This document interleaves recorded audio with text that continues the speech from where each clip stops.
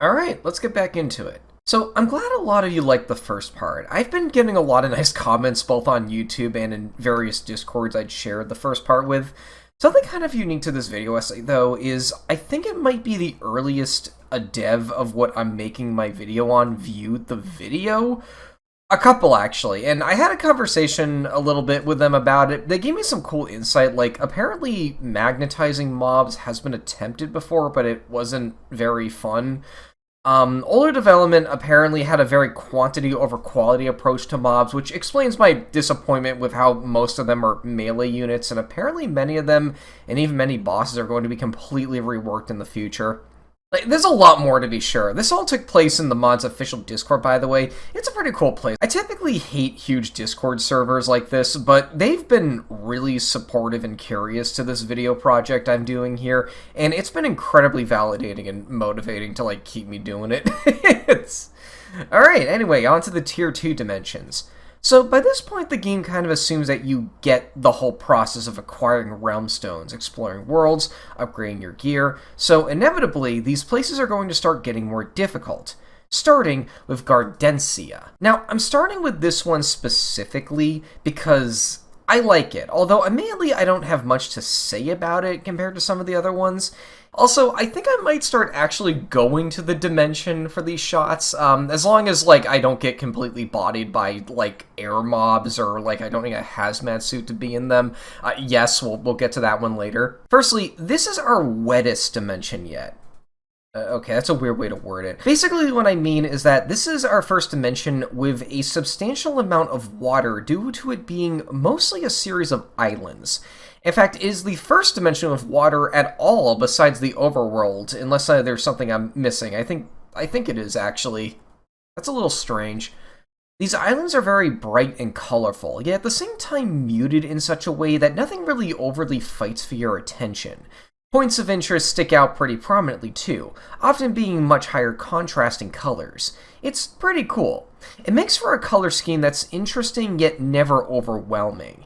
As for the structures themselves, they're pretty run-of-the-mill. We have the Lotto Skyflower. Every dimension has a Lotto structure, where these Lotto Men NPCs are held, and they're typically pretty basic. They just trade you, like, these little totem things. In fact, the little banner back at my, like, starting area I actually got from these guys. This is one of these Lotto towers that stands out, though, just for how absurdly tall it is. Like, Christ, look at this.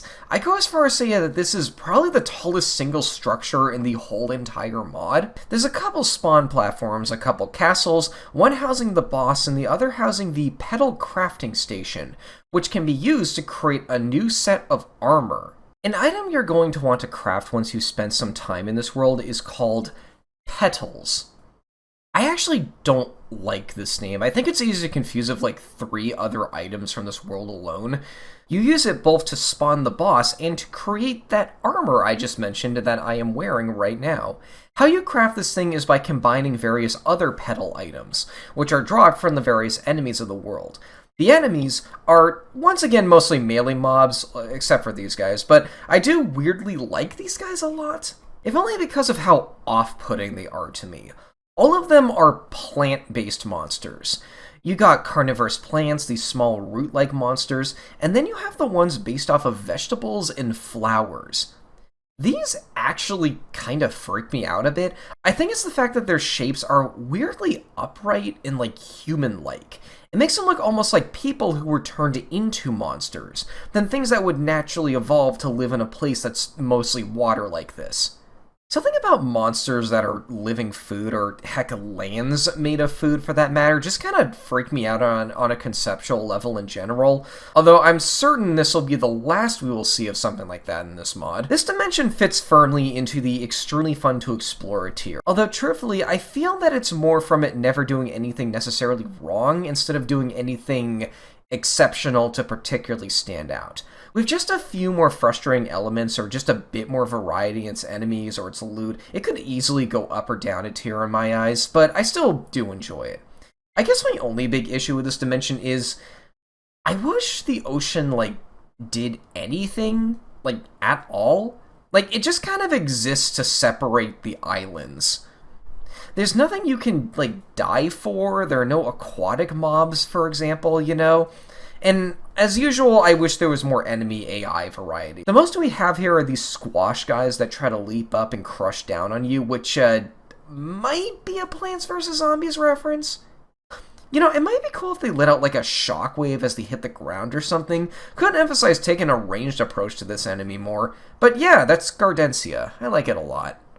Next is Candyland, which, We found a map to Candy Mountain, Charlie. Oh boy, I got a lot to say about this one. So, Candyland might be one of the easiest dimensions to get the Realm Stone for. All you have to do is eat a heart fruit while in Percacia. So, with that in mind, you might assume this is one of the easiest dimensions to traverse and collect everything in. No, there's a lot to do in this dimension, and it's all tied together by some amazing set pieces and a large variety of mechanically fun, interesting, and occasionally really dangerous enemies. So dangerous, in fact, that I have to huddle away in a structure like this in order to not get attacked. Oh god, there's one up there. I am going to lose it if one attacks me in here when I'm just, like, recording stuff for this script. It's a pretty big wake-up call, honestly. This bright, colorful atmosphere juxtaposed to possibly the most hostile world we've seen yet, and will probably see for a very long time. Let's start with the normal enemies. You have a few melee mobs, and they work rather nicely here from, like, an enemy AI ratio perspective. You know, let's just go into creative mode for this one. Anyway, let's start with the normal enemies. We have a few melee mobs, and they work rather nicely here from, like, an enemy AI ratio perspective. They too have that feature the Gardenia mobs have where they look disturbingly upright, almost like transmogrified people or something, and they play off a lot of the ranged mobs pretty well. One of which being the Airhead. These are entirely... Oh, there's one up there. Oh, and there's the other problematic one down there. Airheads are entirely flying units. We've seen a couple of these so far, but what makes these unique is that it will stay as high in the sky as possible and fire pellets at you. They have quite a lot of distance, to be perfectly honest. You can basically only take them out with ranged attacks yourself, which is what I'm trying to get at. Either a bow, a gun, or staff. They also give off this creepy scream when they die.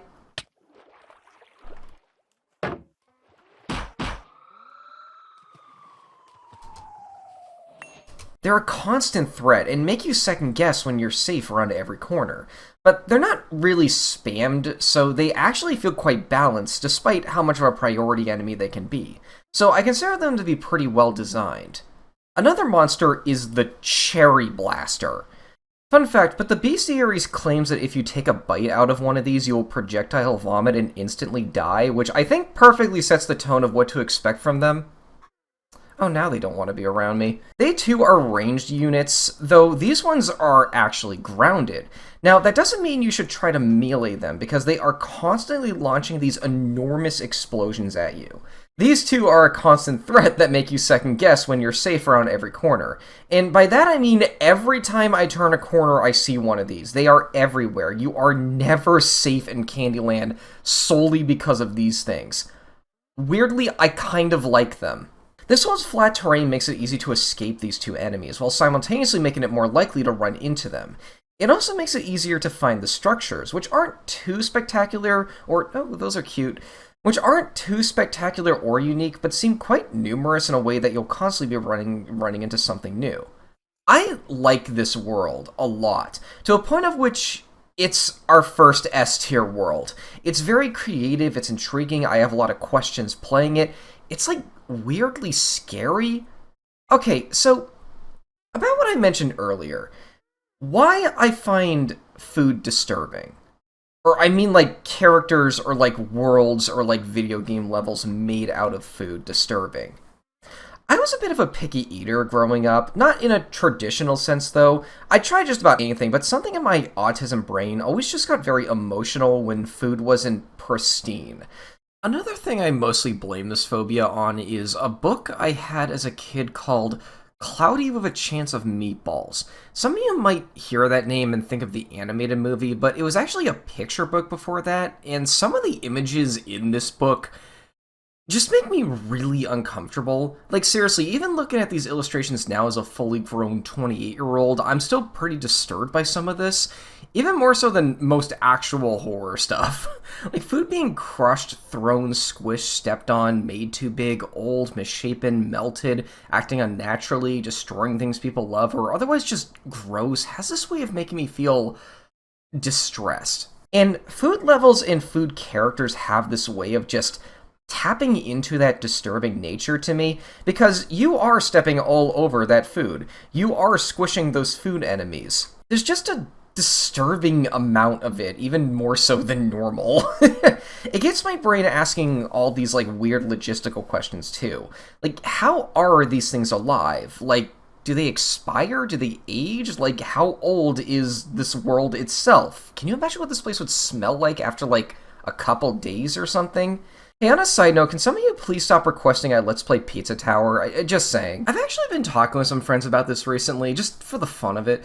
I've come to the conclusion that there are 3 instances where I'm kind of okay with this weird food stuff here. The first being when it kind of validates my feelings by intentionally leaning into the horror. Examples being this very dimension, and stuff like Psychonauts' infamous meat circus level. The second is when the food is stylized in a way that it registers in my mind more as cute adornments than actual food, such as Luncheon from Mario Odyssey or some video game enemies. And the third is when the stage itself is just so fun that I don't really have time to think about anything weird, such as Baroness von Bonbon or many of the food-themed levels from Katamari. But other than that, though, am I the crazy one here? Is this normal? Every time I see a food level or a food character in something, it's always depicted as, like, humorous or cute. I don't get it. Yet, all this may actually be the biggest reason why I especially love Candyland in this game. The monsters are scary, the structures are distressingly large, on top of being really well designed in its own right too. It's a world I like specifically because I just dislike it that much, if that makes sense. I know that's super contradictory, but like, I unironically really like this world because it kind of taps into that deep-seated horror I have for food levels, even more so than pretty much every dimension in this game that's meant to be horror-themed in the first place. It's amazing. Like, I absolutely love Candyland. Our next dimension is called The Haven. This one is very unique. Okay, so after the Tier 1 dimensions, and presumably a couple of the Tier 2 ones, you'd probably expect the difficulty to ramp up even more past this point. This is even our first dimension that exists over a bottomless pit, so you might assume that it would be especially dangerous since you'll have to constantly fight mobs that'll probably want to push you off, you know? But then you realize there were no naturally spawning hostile mobs in the Haven. It kind of caught me off guard. It put me on edge a lot just walking by the mobs that do exist in this dimension that are entirely peaceful. These unicorns and these small mushroom people just look like they're gonna hurt you, but they don't. It's a really unique emotion. That's not to say this dimension is devoid of all challenge, though. It does have hostile mobs, and even a couple bosses. They're just confined to structures or special spawning conditions. And the aforementioned void beneath the entire time is a factor as well. I think this is the only floating island dimension, there really aren't that many, surprisingly, that contain ores, which lead to some perilous climbing to collect everything. There's not much to do here, to be perfectly honest, though that's not necessarily a negative, as the terrain and general design are more the star of the show here anyway. It fits comfortably in the A tier. One last thing worth mentioning is that this was another dimension that used to be radically different. Not because of its terrain generation, though, but because, it used to have enemies. They were pretty annoying to fight, from what I remember, especially those flying things he felt specifically designed to bonk you into the void. The removal of these enemies, for as unintuitive as they may feel from a difficulty curve perspective, gave this world its special little niche and feel that stands out so much among the rest. It was definitely a worthy change. Although, there is one thing of note I think they really missed out on here.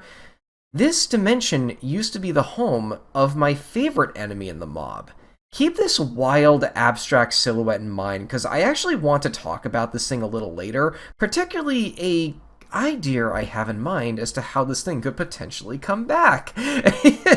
But yeah, that's the Haven. I don't really have much to say about it, but it is a really cool dimension. Before we start the next dimension, I gotta ask, do you guys like clowns? If you wanted to see me as even more of a phobia-based contrarian, I can tell you that my entire life, I've never really been scared of clowns. Like, I don't know, I get how people can find them unsettling on an uncanny valley perspective, but they're literally designed to be humorous.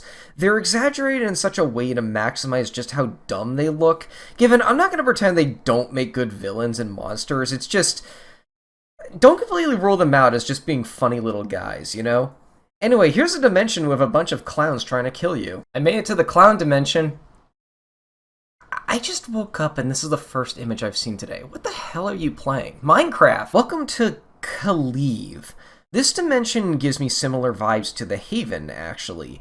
Heck, they're even in the same tier.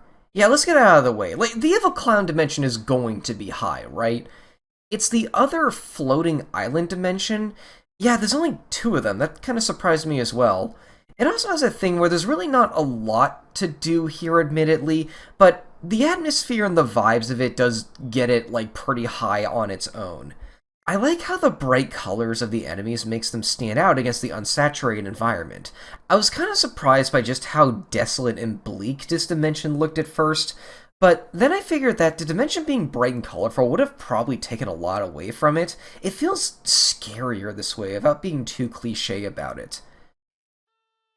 I'd say my least oh god. I'd say my least favorite element here, I'm trying to read my script and run at the same time, is the enemy variety. Yeah, once again, this is once again, it's mostly melee units, though at the very least, these guys look all pretty different from each other. There's something unsettling about an entire army of clowns, rainbow-colored clowns. Ah, darn it. There's something unsettling about an entire rainbow of clowns all staring you down like this. I also gotta respect the audacity to include a pretty useless gun. Okay, I gotta exit my free cam mod, or else it'll crash the game if I do this, but, just listen to this, hold on a second.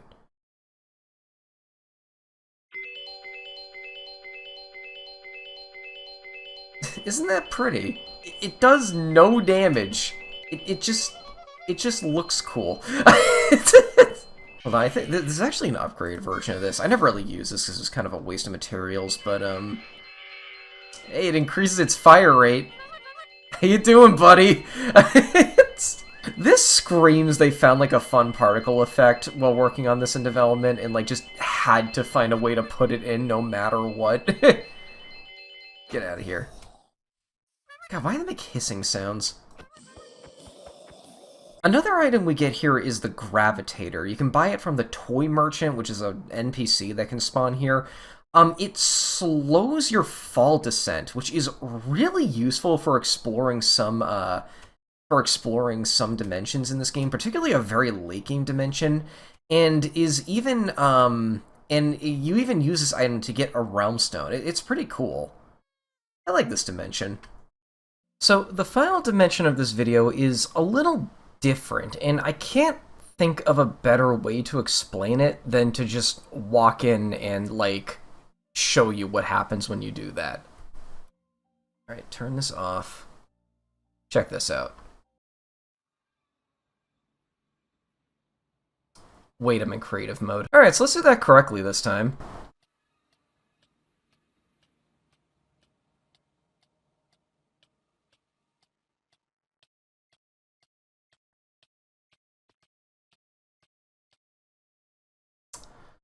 So what just happened? This is the Vox Ponds, a dimension that is a nuclear wasteland. In order to even set foot in this dimension, you need to make a hazmat suit, or else you will constantly take damage from the toxic atmosphere.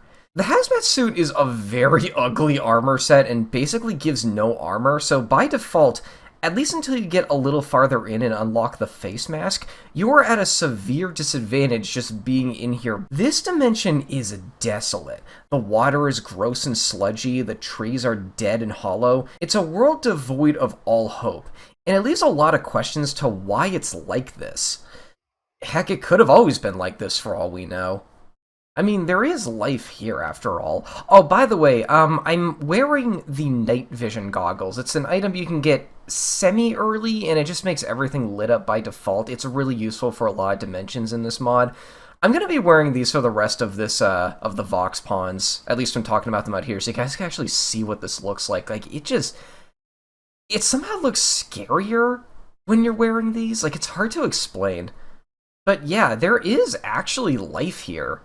Like that little guy over there. Heck, not all of it is even hostile. We got these green shopkeepers with multiple eyes, and oh look, they finally give you a use for poisoned potatoes too. And these tall black and yellow creatures that just kind of wander around.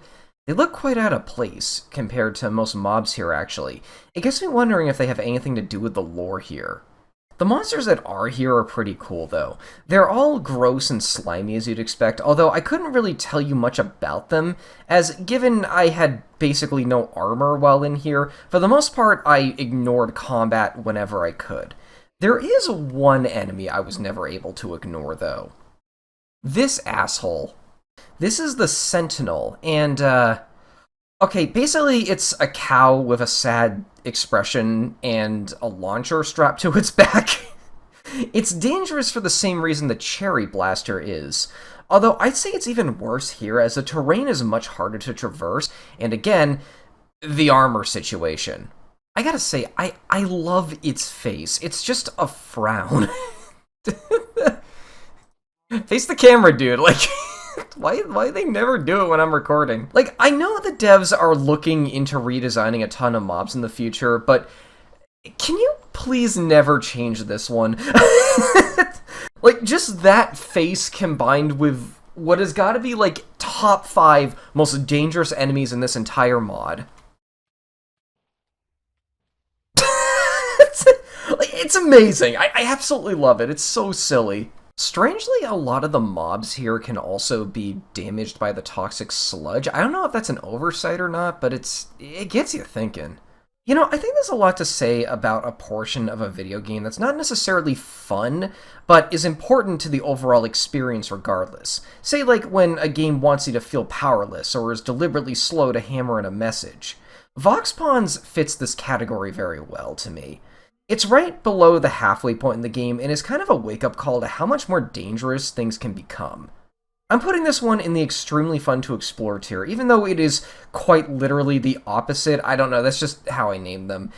And, yeah, that's the final dimension I will be ranking in this video. Before I head out, though, I actually got a fun little bonus thing I'd like to talk about here. It's something I was planning to discuss anyway, but I happened to get a comment requesting it, so you know what? Let's just do it right now. So, did you know that there are scrapped dimensions in this mod? Dimensions that were conceptualized, had work done on them even, and might have even been playable at some point, though I'm not 100% sure on that one. Information on these are kind of hard to find. But they were ultimately scrapped for one reason or another.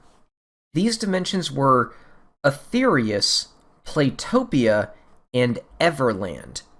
Now, I would like to say before I talk about these to, please don't reach out to the devs to ask about these or ideas to re-implement them. Looking through the public Discord, I get the impression that they get very annoyed when people do this, and I just wouldn't want to add to that. I just want to talk about them here because, I don't know, I think they're interesting. So anyway, first was Aetherius, which was planned to be a ghost-themed dimension. A big gimmick to this one is that just about everything is translucent, from the trees to the grass to many of the planned mobs. It definitely looks haunting and creepy, yet kind of beautiful. Oh my god, Moshe, get... If I had to guess why... Fine, we're really doing this, okay. If I had to guess why this one was scrapped, perhaps the transparent assets may have made it too difficult to traverse and, like, see what is actually an enemy. And even for as cool as it looks, you know, sometimes you gotta put gameplay over visuals. Next is Playtopia, not to be confused with Playtopia from Rayman Redemptions. This is a toy-themed Dimensions, and it looks terrifying for the few screenshots and videos we have. The yellow atmosphere makes it look almost toxic, I guess, and the impossibly erratically placed buildings and huge spaces occupied by discarded toys and, like, broken blocks, it's just creepy looking. The mobs are mostly parodies of real-life toys. They look silly, but I think I've heard somewhere before that these were the biggest reason this dimension was scrapped. Finding, like, the Energizer Bunny probably would have felt very immersion-breaking, you know? Potentially there could have been copyright concerns, too. Now, that might sound weird given, you know, this is a mod of an existing game, and heck, these aren't even the only mobs in this game that are references to stuff, but I guess it could have been seen as flying a bit too close to the sun, a bit direct, if you will. Our last dimension was Everland, and this one... Okay, this scrap dimension is actually the reason I wanted to look at these in the first place. Okay, so when I first saw the screenshot of this dimension, I thought it looked pretty cool. Bleak, vast, the stained glass looked pretty cool, but then I took a look at the planned mobs for it, and I had a bit of whiplash. They looked oddly familiar. For like a week straight, I came back to this page daily to just look at them, to jog my memory of what these reminded me of, because it just kept bothering me. But then it hit me. Have you guys ever played Pazon? It's this freeware game made by Jesse Venbrooks, who's probably most well known for making the Karoshi series, but once he made this short walking sim style game with an abstract interpretive message. I have actually made a video essay about this game before. Go check it out, it's pretty underappreciated. I wish I got more views than it did. I kind of theorized in the video that the game is a story about religious violence, and go into my thoughts on that. Again, that might sound weird out of context, but just watch the video, trust me. Anyway, look at this game's visual style. It's entirely black and off-white, architecture dotted with red, yellow, and purple stained glass. It's so uncanny. And then just look at the mobs. This one looks a tiny bit like the player character. That one looks like the priest, and hey, that one's the priest's assistant. The eyes on this floater enemy looks like those X-shaped guys with the lasers that try to kill the 3 presidents. And these two are just basically 2 of the 3 presidents.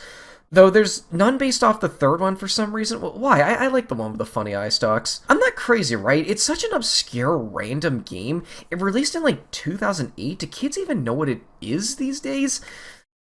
This is real, right? When I search Pazon on the dev's Discord, nothing comes up. When I search Advent of Ascension plus Pazon on Google, well, stuff comes up, but it looks kind of shady. Am I the first one to notice this? Like, just... tell me I'm not crazy here. Like, is this world based off Pazon? God, I love Pazon. Gotta say, if it is a reference, it's cool to see this game, like, get remembered at all. I was 13 when this released, and I remember I watched Deceased Crab play it back in the day, and became completely overwhelmed by the symbolism. Like, it was such a weirdly dark game to see at that kind of age, you know? But yeah, that's the Scrap Dimensions. I think that'll be it for part 2 now. Anyway, thank you all for watching. Thank you to my my Patreon supporters, Royal Blot, Sean, Great Wolf, and Fire Striker, new Patreon supporter this that I got recently. Thank you so much, dude. I promise my game will be incredible. But yeah, go check out the demo for my game too. I worked so hard on that, dude. I am so happy to see people enjoy it. But yeah, that was it for part 2. I will see you folks later. Thanks for watching.